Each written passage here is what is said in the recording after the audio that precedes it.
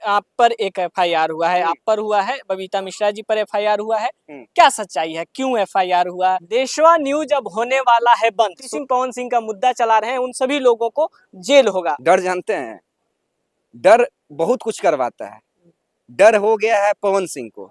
पवन सिंह को क्यों डर होगा? पावर स्टार हैं भोजपुरी के। तीसरी शादी की चर्चा हो रही है तो वो भी करना है ना।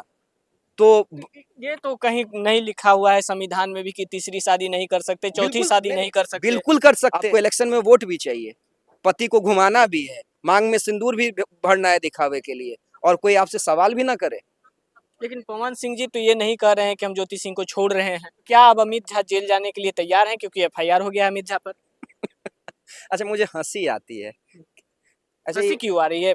तमाम आप भी सोशल मीडिया पर बहुत सारे न्यूज देखे होंगे, बहुत सारे न्यूज चल रहे हैं कि अब बबीता मिश्रा और अमित झा जाएंगे जेल। होगा जब पवन सिंह को ये लग गया कि अब मैं पूरी तरह से गिर चुका हूँ, मैं पूरी तरह से बदनाम हो गया हूँ, पूरी तरह से एक्सपोज हो गया हूँ, तो किसी न किसी को तो फंसाना है ना। मैं वही कह रहा हूँ, डर भूत ऐसे मुंह पे फेंकेंगे और तब आप कहीं मुंह दिखलाने लायक नहीं रहिएगा। अभी तो फॉलोअर्स गिरने का डर है ना, समाज में बदनामी का डर है ना। उस समय जो बदनामी होगी, जब हम कानूनी प्रक्रिया में सबूतों को ऐसे फेंकेंगे ना, तब कहीं मुंह दिखलाने लायक नहीं रहिएगा। और मैं ये चैलेंज के साथ पवन सिंह और उनके चमचों को कह रहा हूँ। क्या देशवा न्यूज अब होने वाला है बंद? सोशल मीडिया पर यह खबर बहुत तेजी से वायरल हो रहा है और पता चल रहा है कि अब देशवा न्यूज परमानेंटली बंद हो जाएगा, ताला लग जाएगा और देशवा न्यूज के तमाम एंकर जो कि ज्योति सिंह पवन सिंह का मुद्दा चला रहे हैं, उन सभी लोगों को जेल होगा। अभी हमारे साथ अमित झा हैं, एंकर हैं देशवा न्यूज के, इन पर भी एफआईआर हुआ है जैसा कि सोशल मीडिया पर चल रहा है। इन्हीं से जानते हैं क्या सच में देशवा न्यूज बंद होने वाला है।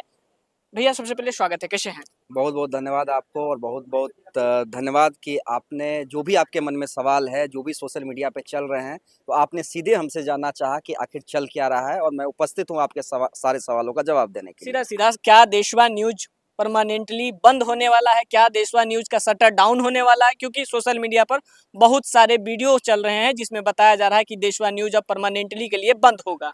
देखिए, कहा जाता है ना कि सपना उतना ही देखना चाहिए जिसकी पूर्ति हो। अब मैं सपना देखने लगूं कि मैं रातों रात अंबानी बन जाऊं, संभव है क्या? नहीं संभव है। तो सपना जो देख रहे हैं कि देशवा न्यूज बंद हो जाएगा, तो ये मैं गारंटी के साथ कहता हूं, बतौर देशवा न्यूज का चैनल हेड ये कह रहा हूं कि देशवा न्यूज कभी बंद नहीं होगा। जब तक आपका जीवन है, जो लोग भी ये वीडियो चला रहे हैं कि देशवा न्यूज बंद हो जाएगा, जब तक भगवान करे आपका जीवन बहुत लंबा हो, जब तक आपका जीवन है तब तक आप देशवा न्यूज में खबरें देखते रहेंगे। देशवा न्यूज का शटर बंद नहीं होगा। मैं फिर कह रहा हूँ, संस्था सबसे बड़ी होती है, और देशवा न्यूज वो संस्था बन चुकी है कि उसका एक छोटा स्टाफ भी देशवा न्यूज चलाने के लिए सक्षम है। व्यक्ति इंपॉर्टेंट नहीं होता है, मैं रहूं ना रहूं, देशवा न्यूज चलता रहेगा, चल रहा है। इसी तरह महिलाओं की और जो भी समाज में जुल्म हो रहे हैं उसके हक के लिए आवाज उठा रहा है, लड़ाई लड़ रहा है और लड़ता रहेगा, ये तय मानिए। अच्छा, आप पर एक एफआईआर हुआ है, आप पर हुआ है, बबीता मिश्रा जी पर एफआईआर हुआ है। क्या सच्चाई है, क्यों एफआईआर हुआ, किस वजह से आपका नाम आया? जानते हैं, डर डर जानते हैं, डर बहुत कुछ करवाता है। डर हो गया है पवन सिंह को। पवन सिंह को क्यों डर होगा? पावर स्टार हैं भोजपुरी के। नहीं, पवन सिंह के खिलाफ आज तक किसी ने मोर्चा नहीं खोला था ना। पवन सिंह की नाकामियों को आज तक कोई दिखला नहीं रहा था ना। पवन सिंह को तो लोग पूछते थे ना, पूछते थे भाई पवन सिंह लाख गलती करें, बोलने वाला कोई नहीं। लेकिन यहाँ तो बोलने वाला है, बोलने वाला है। हमारी ब्रांड एम्बेसडर बबीता मिश्रा बोलने वाली है, लगातार बोलती हैं वो कि भाई आप गलत कैसे कर सकते हैं, आप पावर स्टार हैं, आप भोजपुरी के अगर आइकॉन हैं, सुपरस्टार हैं, तो आपकी चीज़ों को लोग फॉलो करेंगे, और आप गलती करेंगे तो हम बोलेंगे। बोलने वाला कौन है? अमित झा है। बोलने वाला कौन है? देशवा न्यूज है, एकमात्र देशवा न्यूज। और मैं ये नहीं कह रहा हूँ, और भी लोग बोलते हैं, लेकिन मुखरता से बबीता मिश्रा बोलती हैं, तो एक डर है ना। तो उस डर को भाई रोकना है ना। फॉलोअर घट रहे हैं ना, अब तीसरी शादी की चर्चा हो रही है तो वो भी करना है ना। तो ये तो कहीं नहीं लिखा हुआ है संविधान में भी कि तीसरी शादी नहीं कर सकते, चौथी शादी नहीं कर सकते। बिल्कुल कर सकते हैं, बिल्कुल कर सकते हैं, लेकिन उसकी एक कानूनी प्रक्रिया है, कानूनी प्रक्रिया है। आप किसी को इलेक्शन में मांग में सिंदूर भर के, उसे यूज करके, उसे तपती धूप में नंगे पांव चला के, इलेक्शन के समय में आप मांग में वीडियो, फिर से उस लड़की की जिंदगी में दोबारा वो आस भर रहे हैं कि तुम्हारा पति, तुम्हारा पवन सिंह तुम्हारे साथ है, फिर इलेक्शन के बाद आप उसे छोड़ देते हैं। तो ये कहाँ का नियम है? ये कहाँ का इंसाफ है? आप उसी समय क्यों नहीं तलाक ले लिए? आप उसी समय आप क्यों नहीं कहें कि नहीं ज्योति मैं किसी कीमत पे तुम्हारे साथ नहीं रह सकता हूँ, मैं इलेक्शन जाए भाड़ में, मैं अभी के अभी तलाक लूंगा, मैं जो भी आर्थिक मदद है, जो भी सेटलमेंट कोर्ट करेगी मैं करूंगा और मैं इलेक्शन में ऐसे ही जाऊंगा। आपको इलेक्शन में वोट भी चाहिए, पति को घुमाना भी है, मांग में सिंदूर भी भरना है दिखावे के लिए, और कोई आपसे सवाल भी ना करे। लेकिन पवन सिंह जी तो ये नहीं कह रहे हैं कि हम ज्योति सिंह को छोड़ रहे हैं। ज्योति सिंह कह रही है ना, जी, ज्योति सिंह का तो एक कॉल रिकॉर्डिंग वायरल हो रहा है, सभी श्रोता भी सुन रहे हैं, सभी तो दर्शक भी जान रहे हैं। ज्योति सिंह बच्ची हैं क्या? जो लड़की खुद अपना घर बसाना चाह रही थी, जिस लड़की ने खुद कहा कि मैं अपना घर बसाना चाह रही हूँ, मुझे पैसा नहीं चाहिए। जब हमारी मीटिंग हुई थी, बबीता मिश्रा जी थी, मैं था, पवन जी थे, ज्योति थी, दीपक जी थे जो पवन सिंह के दोस्त हैं, ज्योति सिंह के पिता थे, तब क्या बात हुई कि नहीं पहले साथ रहने की कोशिश कीजिए। दोनों तरफ से स्टेटस लगाया गया, याद होगा आप दोनों को, बिल्कुल। चीजें अच्छी हो गई थी, फिर ये छोड़ने का खेल हो क्यों? सकता है बात नहीं बनी हो। अरे भाई बात नहीं बनी हो तो एक चीज बताइए, आप को स्टेटस लगाते हैं, इलेक्शन में यूज करते हैं और इलेक्शन के बाद तुरंत बात खत्म हो जाती है। अरे भाई बात नहीं बनी हो तो एक आध दिन में पता चल जाता है ना, मुझे मेरा आपसे बन सकता है नहीं बन सकता है, एक आध दो दिन में पता चल जाएगा, क्योंकि पहले से भी डिफरेंसेस रहे हैं। लेकिन इलेक्शन तक यूज कर लिया, इलेक्शन तक यूज कर लिया और उसके बाद छोड़ दिया, ये कहाँ का न्याय? और नहीं, अगर छोड़ भी दिया तो भाई आप बातचीत करके, आप जो कह रहे हैं कि आप हमारे इंटरनल मैटर में कोई कैसे दखल दे सकता है, तो आप घर में क्यों नहीं सुलझा रहे हैं?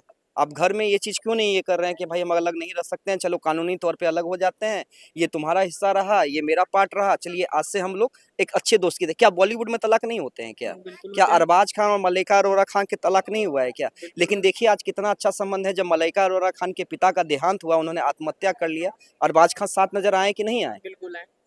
ये होता है रिलेशन, ये होता है असली रिलेशन। अरे भाई तलाक का क्या मतलब है कि दुश्मनी हो जाए? नहीं, तलाक दीजिए ना, दोस्ती करके रहिए ना जिंदगी भर, ताऊं क्या दिक्कत है? बिल्कुल। तो क्या अब अमित झा जेल जाने के लिए तैयार हैं, क्योंकि एफआईआर हो गया है अमित झा पर? अच्छा मुझे हंसी आती है। अच्छा हंसी ये क्यों आ रही है? तमाम आप भी सोशल मीडिया पर बहुत सारे न्यूज देखे होंगे, बहुत सारे न्यूज चल रहे हैं कि अब बबीता मिश्रा और अमित झा जाएंगे जेल। अच्छा मुझे ये बताइए कि अगर मैं आरोप लगा दूं कि नरेंद्र मोदी चाहते हैं कि मैं आत्महत्या कर लूं, क्या सीधे उनको जाके हथकड़ी लग जाएगी क्या? अरे ऐसा नहीं होता है, प्रक्रिया होती है।